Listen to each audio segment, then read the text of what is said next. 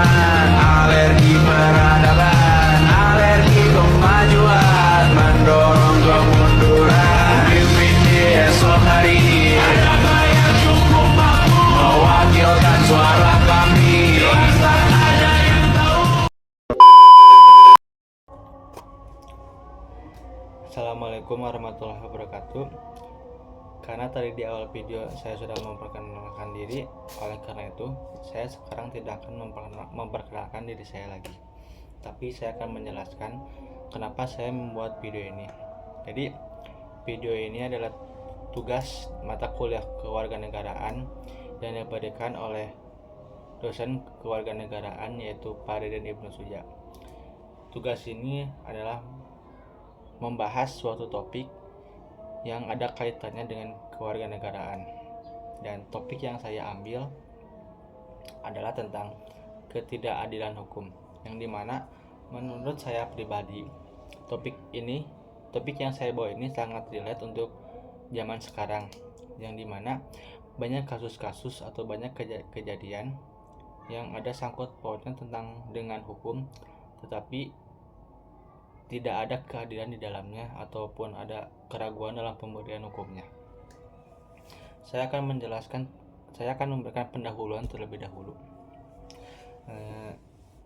Pada pasal 1 ayat 3 Undang-Undang Dasar 1945 yang berbunyi, negara Indonesia adalah negara hukum.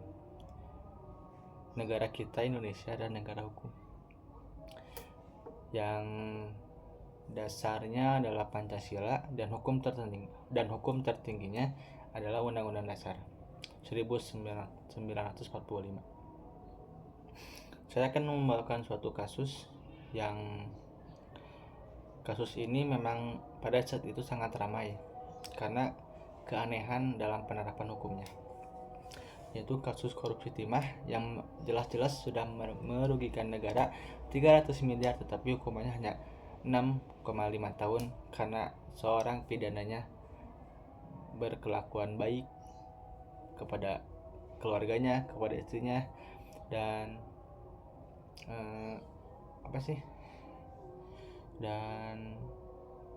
berkelakuan baik pada saat di penjara. Nah, pada saat itu memang sudah jelas-jelas aneh ya bagi seseorang yang sudah mengkorupsi uang sebesar 300 miliar dan sudah jelas-jelas merugikan negara dan sudah merugikan juga banyak orang, ratusan orang atau ribuan orang, yang dimana jika uang itu dialokasikan kepada orang-orang Indonesia ya, kepada orang-orang yang membutuhkan, itu sudah banyak bisa menyelamatkan banyak orang. Tapi oleh satu orang ini, dia mengkorupsi 300 miliar ini untuk dirinya sendiri atau untuk keluarganya, untuk kebutuhan hidupnya, dan ketika dia ketahuan dan ketika dia dipidana, hukumnya hanya 6,5 tahun. Itu sangat sebentar untuk orang yang telah mencuri dari negara, jika dibandingkan dengan seorang nenek-nenek yang dia mencuri 7 batang pohon, dia dihukum 5 tahun. Jika dibandingkan ya, seorang nenek-nenek yang mungkin hanya merugikan 1-3 orang ataupun 4 orang atau 5 orang, tapi dia dihukum sampai 5 tahun. Yang jelas-jelas itu sangat lama ya untuk seorang pencuri sederhana, untuk seorang nenek yang mencuri 7 batang kayu, itu sangat lama baginya. Tapi bagi seorang korupsi ini, dia sudah mengambil uang negara 300 miliar, tapi hanya 6,5 tahun dia di penjara. Itu sangat aneh lah bagi kita ya, yang kita menyaksikan, yang mungkin itu memang jangkal bagi banyak orang. Dan pada sidang itu juga aneh banget lah, bisa dibilang seorang pidana yang dihukum juga di sana sangat tersenyum seperti tersenyum senang seperti itu. Dan mungkin saat dia di penjara, dia juga berbeda lah dengan sel-sel orang yang ada di sana. Mungkin dia punya sel khususnya ya, mungkin saja.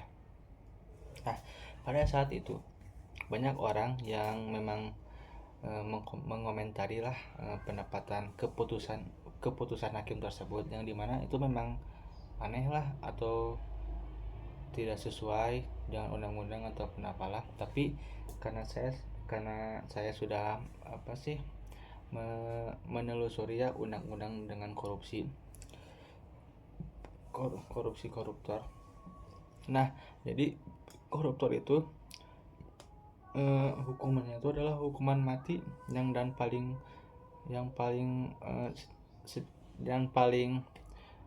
sebentar itu hanya 5 tahun, dan yang paling lama itu ada 20 tahun. Nah, menurut saya bagi dia yang korupsi timah, yang sudah mengkorupsi 300 tahun uang dari uang negara, menurut saya 6,5 tahun itu tidak masuk akal. Mungkin bagi saya setuju dengan 20 tahun ataupun 20 tahun lebih ataupun hukuman seumur hidup. Karena jelas-jelas ya itu sudah merugikan negara, di manalah nama baik Indonesia tuh dia dirugikan oleh seorang bangsanya, satu orang yang sudah meraup hartanya, tapi hanya 6,5 tahun. Di mana harga diri Indonesia kalau seperti itu? Menurut saya pribadi. Karena sudah jelas-jelas pada undang-undang ya, yang hukum tertinggi di Indonesia, bahwasanya yang paling sebentar itu 5 tahun, yang paling lama itu 20 tahun, dan bisa-bisa hukuman mati. Itu terpampang pada pasal 2 ayat 1 Undang-Undang Dasar 1945. Nah, bagi si nenek, saya sudah menelusuri juga, memang pas untuk 5 tahun itu dan denda 60 tahun. Menurut saya itu sudah adil.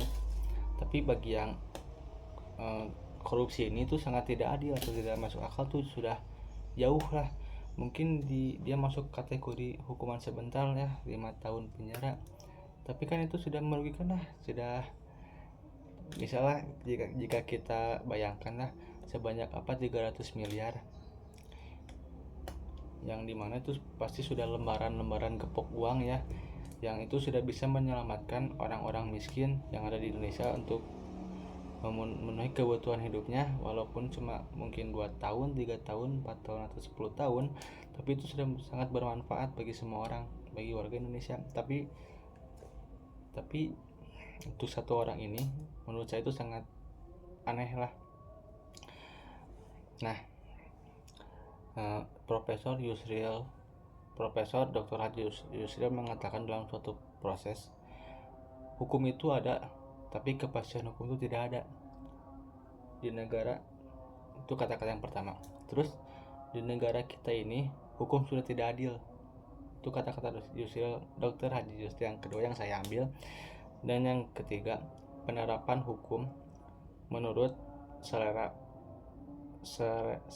pribadi atau selera sendiri. Nah, jadi menurut saya pribadi, memang di hukum di Indonesia itu sudah emang tidak adil lah, tumpul ke atas dan runcing ke bawah. Jadi memang di negara Indonesia itu hukum sudah jelas ya, undang-undang dasar, tapi penerapannya itu tidak adil ataupun tidak pas lah untuk sebagian orang. Yang tadi saya sebutkan, runcing ke bawah dan tumpul ke atas. Kenapa? Karena mungkin ya yang tadi saya sebutkan, koruptor ini adalah banyak uang, dia kalangan atas, dan si nenek itu kalangan bawah. Jadi memang bagi kebanyakan orang, jika mengambil sudut pandang ya, bagi si nenek itu memang tidak wajar lah untuk seorang nenek dan seorang pria parubaya atau pria yang sedang masa-masa jabatannya atau masa-masa prime-nya ya, untuk dia bekerja, itu memang juga aneh sih untuk 6,5 tahun. Nah, terus bagaimana sih cara mengatasinya? Nah, bagi kita warga Indonesia yang memang jangkal, kita juga bisa memanfaatkan media sosial, teman-teman. Medsos ya, mungkin dari salah satu yang saya sebutkan, Instagram, Google Map, Twitter, YouTube, atau TikTok. Itu kita bisa memposting tanda protes kita sendiri, seperti kita men-tweet keanehan di sini gini. Di IG kita mau posting suatu postingan, di TikTok kita memposting suatu video protes kita, dan di YouTube kita juga bisa membuat video, mungkin itu video podcast untuk mengkritik pemerintah dalam penerapannya ataupun hal yang ada kaitannya dengan ketidakpuasan kita terhadap hukum yang diberikan. Nah, menurut saya protes di media sosial ini atau protes dari berbagai macam media, maupun itu kita protes di jalanan kepada pemerintah ataupun kita protes melalui media sosial, itu sangat berpengaruh bagi saya sendiri. Karena memang ya, dalam kejadian kasus ini yang tadinya 6,5 tahun karena seorang ini berperilaku baik semasa hukumannya, dan dia mempunyai istri dan dia juga mempunyai anak, hukumannya itu adalah 6,5 tahun yang telah merugikan negara sebesar 300 miliar. Nah, mungkin kita juga bisa lihat si nenek, mungkin si nenek itu punya cucu, masih punya suami, si kakek, ataupun masih punya anak yang harus dibiayai. Apakah kejaksaan tidak melihat itu? Itu kan sangat aneh ya. Nah, jadi memang sudah sepatutnya atau sewajarnya kita warga Indonesia juga wajib untuk mengkritik tersebut. Nah, dari hasil kritikan itu ada timbul perubahan, teman-teman, yang dimana perubahan itu berdampak pada hukuman si koruptor ini, yang dimana hukuman dari 6,5 tahun penjara bertambah menjadi 20 tahun penjara. Karena apa? Itu karena suara kita, teman-teman. Oleh karena itu, jika memang kita tidak relate dengan apa yang diberikan oleh pemerintah ataupun apa yang memang tidak sewajarnya itu bagus, itu kita bisa mengkritiknya. Tapi kita harus mengkritik dengan cerdas juga, teman-teman. Kita tidak boleh sembarangan juga mengkritiknya. Nah, jadi sudah sepatutnya kita warga Indonesia, kita tidak boleh diam saja, teman-teman. Jika kita diam saja, maka orang-orang yang di atas atau pemerintah, pejabat yang sudah menyeleweng dari undang-undang dasar itu bisa seenaknya saja. Oleh karena itu, kita harus tetap care kepada negara kita sendiri, kepada lingkungan kita, kepada diri kita sendiri. Memang jika ini salah, maka salah, dan jika ini benar, maka ikuti. Sekian dari saya. Mohon maaf bila ada kesalahan dalam penyampaian kata ataupun ketidakjelasan dalam penyampaian kata. Itu saja yang bisa saya sampaikan. Terima kasih. Wassalamualaikum warahmatullahi wabarakatuh.